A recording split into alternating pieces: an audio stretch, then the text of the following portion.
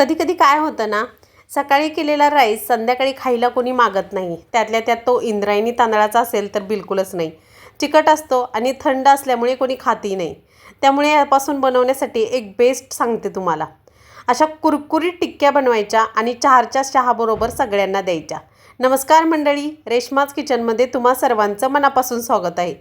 इथे माझ्याकडे 1 वाटी इतका राईस उरला होता सकाळचा.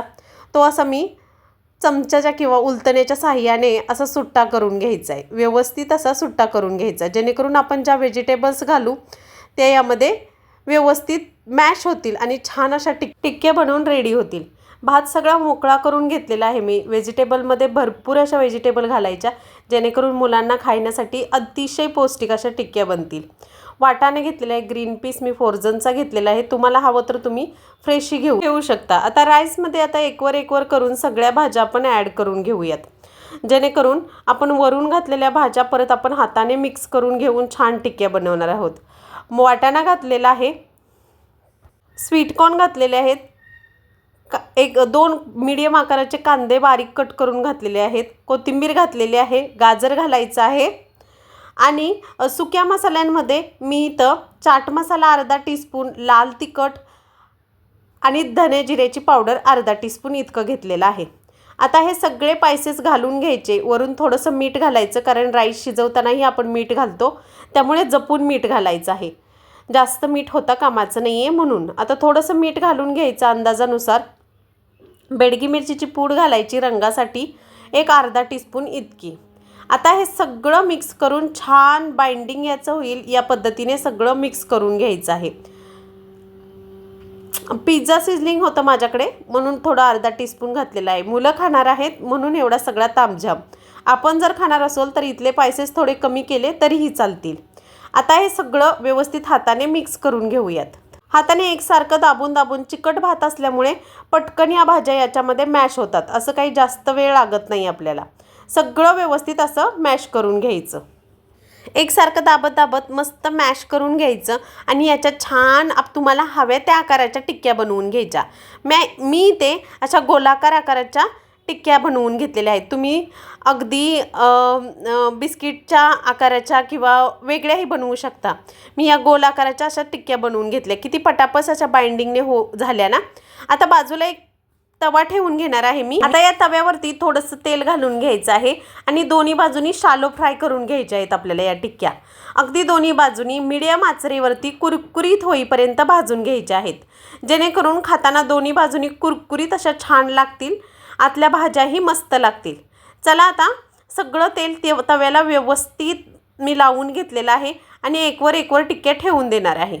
सगळ्या टिक्क्या याच्यावरती ठेवून द्यायच्या आणि दोन्ही बाजूनी क्रिस्पी होईपर्यंत भाजून घ्यायच्या. 2 ते 3 मिनटं खालच्या बाजूनी आणि 2 ते 3 मिनटं वरच्या बाजूनी पलटी करून छान अशा टिक्क्या दोन्ही बाजूनी गोल्डन ब्राऊन रंगावरती भाजून घेते. टिक्की पहिल्या बाजूनी छान क्रिस्पी होईपर्यंत भाजल्यानंतरच उलटायची आहे. उलटायची घाई करायची नाही. राईसच्या टिक्क्या आहेत त्यामुळे पटकन पसरल्या जातात. त्यामुळे छान खालून थोड्याशा गोल्डन ब्राऊन झाल्यानंतर या पद्धतीने एका बाजूनी हाताने एका बाजूनी उलटण्याने अशा पलटी करून छान दोन्ही बाजूनी क्रिस्पी होईपर्यंत भाजून घ्यायच्या. टिक्क्या जर भाजायला घाई केली तर त्या कच्च्या राहतील आणि खाताना एवढी टेस्ट देणार नाहीत.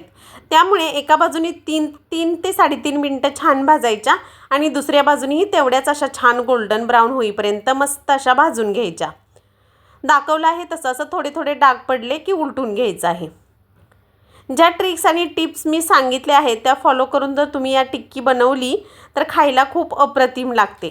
आता दुसऱ्या बाजूनीही छान भाजलेली आहे. आपण पलटी करून घेऊयात. अगदी थोड्याशा तेलामध्ये अगदी कुरकुरीत आणि छान होतात या. या पद्धतीने असं 2 ते 3 वेळा पलटी करून आपण हे छान भाजून घेऊयात.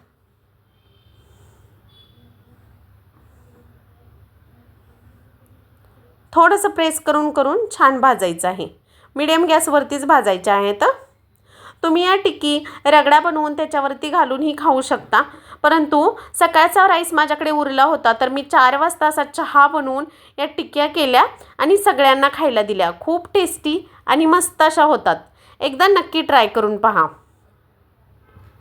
सगळ्या व्हेजिटेबल्स असल्यामुळे मुलांनाही खायला खूप पौष्टिक आणि चविष्ट अशा रेडी होतात. चला आता दोन्ही बाजूनी पटापट अशा 2 ते 3 वेळा पलटी करून मस्त अशा भाजून घेतलेल्या आहेत मी. या पद्धतीनेच भाजून घ्या. अगदी जास्त खसखस करून जर पलटी केल्या यांना तर त्या तुटतील. त्यामुळे हळूहळू हातानेच पलटी करून घ्या.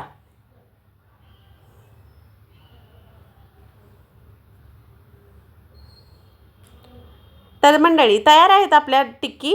दोन्ही बाजूनी अशा छान भाजून मस्त अशा गोल्डन ब्राऊन झालेल्या आहेत. प्लेटिंग करून दाखवणार आहे मी तुम्हाला. अगदी छान मस्त असा आल्याचा चहा बनवायचा आणि टिक्की बाहेर पाऊस येत असेल तर तेलकट खाण्यापेक्षा या टिक्क्या करून पहा. खूप टेस्टी आणि पौष्टिक होतात. पाहू शकता मस्त. मंडळी कशी वाटली तुम्हाला आजची रेसिपी हे कमेंट करून नक्की सांगा. आणि तुमच्याकडे जर राईस उरला तर ही पौष्टिक रेसिपी करून नक्की पहा. आणि तुमची रेसिपी कशी झाली हेही कमेंट करून मला नक्की सांगा. भेटूयात नवीन व्हिडिओमध्ये नवीन रेसिपीसोबत. तोपर्यंत बाय. स्वस्त खा, मस्त रहा. Like, share, subscribe.